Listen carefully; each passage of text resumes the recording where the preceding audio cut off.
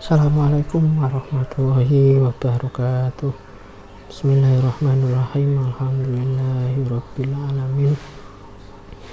Allahumma shalli ala sayyidina Muhammadin al-fatihil lima ughliq wal khatimil sabaq nasiril haqqi bil haqq walhadi ila siratikal mustaqim wa ala alihi haqqa qadri wa miqdaril azim. Rabbi shrah li sadri wa yassir li amri wahlul 'uqdatam min lisani yafqahu qawli. Amin ya rabbal alamin. Alhamdulillah, pada kesempatan kali ini kita masih diberikan nikmat oleh Allah sehingga kita bisa melanjutkan kajian perkuliahan bimbingan konseling karir kita, yang mana pada kesempatan kali ini kita akan mengkaji tentang evaluasi program bimbingan konseling karir ya.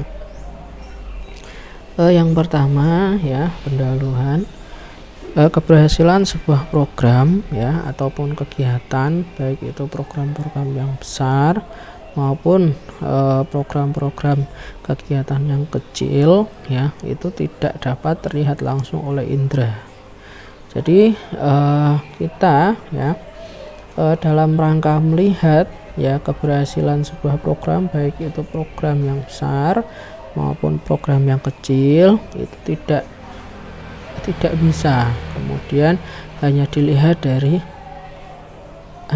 langsung dari indera atau oleh indera. Dibutuhkan ya adanya sebuah evaluasi untuk mengetahui tingkat keberhasilannya. Jadi kita kalau ingin mengetahui keberhasilan sebuah program ya, kita butuh yang namanya evaluasi. Begitu juga ya, begitu pula dengan bimbingan konseling karir yang sangat membutuhkan evaluasi guna membenahi program-program yang dikata kurang berhasil ya. Jadi begitu juga dalam program bimbingan konseling karir kita juga butuh ya yang namanya evaluasi, agar supaya apa, untuk membenahi ya program-program yang kemudian dikatakan kurang berhasil. Nah, selanjutnya ya, sebelum kita menuju pada bimbingan konseling karir ya, ini ada pengertian evaluasi bimbingan konseling.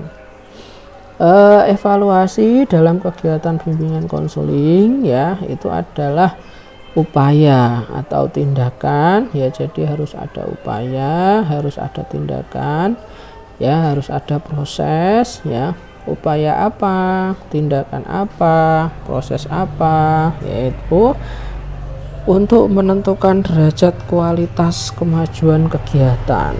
Jadi kalau kita ingin mengetahui ya kualitas kemajuan sebuah kegiatan, maka kita perlu evaluasi yang berkaitan dengan pelaksanaan program kegiatan bimbingan dan konseling. Jadi apa upaya-upaya, tindakan-tindakan, proses ya yang di sana gunanya untuk menentukan kualitas sebuah kegiatan ya dalam pelaksanaan bimbingan dan konseling, itu namanya evaluasi. Terus yang selanjutnya ya, tujuan dan fungsi evaluasi. Tujuan evaluasi program bimbingan konseling karir ya, yang pertama itu ada dua ya, tujuan evaluasi program BK karir. Yang pertama secara umum adalah untuk mengetahui ketercapaian pelaksanaan layanan bimbingan konseling karir.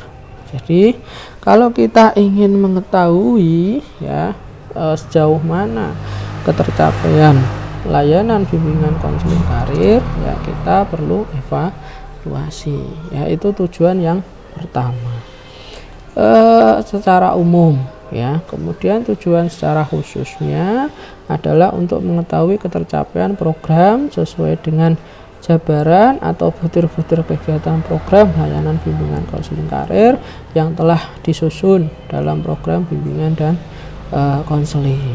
Jadi kalau tadi lebih pada layanan bimbingan konseling karir secara umum ya, kalau ini lebih pada butir-butir kegiatan. Jadi di dalam sebuah program itu kan nanti ada yang namanya kegiatan-kegiatan. Nah, kita bisa melihat sejauh mana ketercapaian butir-butir kegiatan itu ya dalam program bimbingan konseling karir ya. Itu tujuan yang secara khusus ya. Selanjutnya Fungsi evaluasi kegiatan bimbingan konseling karir adalah untuk memberi umpan balik kepada guru pembimbing atau konselor untuk memperbaiki atau mengembangkan program bimbingan konseling karir. Jadi di sini yang pertama adalah untuk memberikan umpan balik ya ataupun feedback kepada konselor ya dalam rangka pengembangan program. Jadi ketika ada program-program ya ketika pelaksanaan bimbingan konseling karir kurang maksimal, maka kemudian dievaluasi dan kemudian ke depan bisa diperbaiki ataupun bisa dikembangkan lagi. Gitu juga ketika ada butir-butir program itu yang kemudian dalam pelaksanaannya kurang maksimal ya, misalnya menyelenggarakan karir day misalnya ya, hari karir ya, ternyata misalnya nggak maksimal, banyak kemudian istilahnya perusahaan-perusahaan yang kemudian belum mau bekerja sama ataupun banyak siswa yang kemudian tidak berangkat dalam program tersebut. Nah, ini perlu kemudian dievaluasi ya, perlu untuk diperbaiki. Nah, itu sebagai sebuah umpan balik ya. Kemudian yang selanjutnya ya, fungsi yang kedua adalah memberikan informasi kepada pihak-pihak yang berkepentingan atas perkembangan sikap dan perkembangan perilaku dan perkembangan potensi siswa dalam pilihan dan pengembangan karir. Jadi dari program itu ya, itu bisa memberikan informasi ya. Dari evaluasi program itu bisa memberikan evaluasi ya kepada konselor ya ataupun pihak-pihak yang berkepentingan ya tentang apa? Tentang sikap siswa ya, tentang perkembangan perilaku ya, tentang potensi siswa yang berhubungan dengan pilihan dan juga pengembangan karir siswa. Jadi selain memberikan feedback tadi ya dalam rangka pengembangan program, juga bisa memberikan informasi kepada pihak terkait khususnya konselor ya tentang perkembangan dan juga perkembangan sikap ya, dan juga dalam rangka pilihan dan juga pengembangan karir siswa. Yang selanjutnya adalah proses dan juga aspek evaluasi. Dalam hal ini proses evaluasi ada dua macam, yaitu penilaian proses dan juga penilaian hasil, atau evaluasi proses dan juga evaluasi hasil. Evaluasi atau penilaian proses ya dapat dilihat dari segi bagaimana keefektifan proses layanan bimbingan dan konseling. Jadi kira-kira ya bagaimana keefektifan ya proses layanan bimbingan konseling karir ya, apakah efektif prosesnya ataukah tidak. Nah, itu yang disebut sebagai evaluasi proses. Jadi prosesnya ya itu, jadi kita bisa melihat misal karir day misalnya, prosesnya bagaimana, proses mengundang industri-industri untuk kemudian bergabung, kemudian proses sosialisasi kepada peserta didik, kemudian proses antusiasme peserta didik ya, itu bisa dilihat dari prosesnya ya. Terus kemudian misalnya program tracer study ya, untuk melihat sejauh mana karir peserta didik pasca lulus ya, bagaimana kemudian prosesnya seperti apa, cara kemudian melihat ataupun menjaring alumni, mengetahui karirnya bagaimana ya, itu bisa dilihat. Terus misalnya proses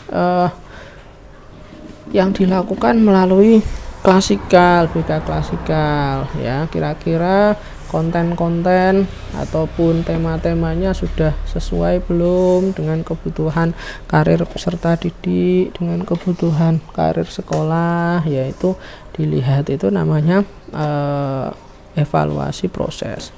Yang selanjutnya adalah evaluasi atau penilaian hasil. Itu dilihat dari segi keefektifan hasil layanan bimbingan dan konseling. Jadi hasil akhirnya nanti kira-kira hasilnya bagaimana, apakah siswa sudah bisa melakukan pemilihan dan juga pengambilan keputusan karir ataukah tidak. Kalau tadi lebih pada proses kegiatannya atau proses programnya, ya kalau ini lebih pada ke hasil programnya, ya hasil akhir program. Untuk aspek-aspek yang perlu dievaluasi dalam program bimbingan dan konseling meliputi 1. Kesesuaian antara program-program pelaksanaan. Jadi program-program pelaksanaan itu sudah sesuai belum dengan kebutuhan sekolah dan juga peserta didik, ya. Itu. Terus yang selanjutnya keterlaksanaan program, apa saja hambatan-hambatan dalam pelaksanaan program. Hambatannya apa saja, ya. Terus yang selanjutnya dampak kegiatan bimbingan konseling karir terhadap pengambilan keputusan karir, ya. Kira-kira dampaknya bagaimana program tersebut, ya. Terus yang selanjutnya bagaimana respon siswa, kemudian personel sekolah, orang tua, serta masyarakat, dan perubahan-perubahan siswa, serta perkembangan potensi siswa ketika masih dalam lingkup sekolah hingga lingkup luasnya. Jadi bagaimana respon siswa, personel sekolah, orang tua, masyarakat, ya. Terus kemudian perubahan siswa bagaimana. Nah, itu adalah aspek-aspek yang kemudian perlu dievaluasi, ya. Jadi ada bagaimana kesesuaian program dengan pelaksanaan, ya, misalnya program karir D itu programnya, kemudian pelaksanaannya bagaimana, apakah sesuai atau tidak. Terus kemudian BK klasikal, kemudian temanya tentang istilahnya kematangan karir siswa, itu programnya, tapi kemudian pelaksanaannya bagaimana. Nah, itu kira-kira sesuai atau tidak, ya. Itu jadi bisa dilihat di situ, ya. Terus tadi hambatan-hambatannya, kemudian dampaknya, ya. Kemudian respon, ya, respon siswa, personel sekolah, orang tua, masyarakat, ya. Yang selanjutnya adalah perubahan siswa. Nah, itu bisa dilihat, ya. Itu adalah aspek-aspek yang kemudian perlu untuk dievaluasi. Kemudian yang selanjutnya adalah langkah-langkah. Langkah-langkah dalam evaluasi program bimbingan konseling karir. Yang pertama adalah merumuskan masalah atau beberapa pertanyaan. Tentunya perumusan harus sesuai dengan aspek-aspek evaluasi program BK. Jadi yang pertama kita harus merumuskan kira-kira masalah apa yang kemudian ingin kita angkat, ingin kita jadikan, ingin kita buat sebuah program, ya. Kebutuhan apa yang kemudian merasa dibutuhkan, ya, bagi siswa maupun sekolah kaitannya dengan bimbingan karir, ya. Atau beberapa pertanyaan, ya, pertanyaan apa yang kemudian sekiranya, ya, kemudian bisa mengetahui kebutuhan peserta didik dan juga kebutuhan sekolah terkait bimbingan konseling karir, ya. Di sini harus harus sesuai dengan aspek-aspek evaluasi program. Jadi kita tanya, ya, kita tanya sesuatu yang berhubungan dengan program tersebut. Kemudian pengembangan atau menyusun instrumen pengumpulan data, contohnya angket, inventory, pedoman wawancara, dan lain sebagainya. Kalau tadi masalahnya apa, ya, dirumuskan. Setelah masalahnya sudah ketemu, ya, baru menyusun instrumen, ya. Terus yang selanjutnya mengumpulkan dan menganalisis data dengan tujuan untuk mengetahui program mana saja yang sudah atau belum terlaksana dan program apa yang sudah atau belum mencapai hasil. Setelah kemudian tahu masalahnya apa, kemudian sudah mengembangkan dan menyusun instrumen, dan kemudian sudah diberikan kepada peserta didik. Lah kemudian hasilnya tadi dikumpulkan dan dianalisis ya. Lah itu semua untuk apa? Untuk mengetahui kira-kira program mana saja yang kemudian belum terlaksana, dan juga untuk mengetahui program apa saja yang sudah terlaksana tapi belum mencapai hasil yang maksimal. Jadi kita bisa tahu ya mana yang belum terlaksana, mana yang sudah terlaksana tetapi belum mencapai hasil yang maksimal. Yang selanjutnya adalah melakukan tindak lanjut bagi baik dengan memperbaiki program yang kurang tepat maupun dengan mengembangkan atau menambah merubah suatu hal yang dapat menunjang keefektifan program BK Karir. Jadi setelah kemudian dianalisis ya, kita sudah tahu program mana yang belum terlaksana, program mana saja yang kemudian telah terlaksana tapi belum efektif. Yang selanjutnya adalah melakukan tindak lanjut. Dengan cara apa? Yang pertama adalah memperbaiki program yang kurang tepat. Jadi program-program yang kurang tepat itu kemudian diperbaiki. Atau ya dengan mengembangkan ya, dalam artian menambah atau merubah ya program-program yang kemudian dapat menunjang keefektifan program bimbingan konseling karir. Jadi bisa ditambah, bisa dirubah ya, bisa diberikan sesuatu yang baru, program yaitu suatu program-program yang kemudian bisa menunjang keefektifan bimbingan konseling karir ya. Mungkin itu yang bisa saya sampaikan ya. Terima kasih atas segala perhatian, mohon maaf atas segala kekurangan. Tetap jaga kesehatan, semoga bermanfaat. Dari saya cukup sekian. Assalamualaikum warahmatullahi wabarakatuh.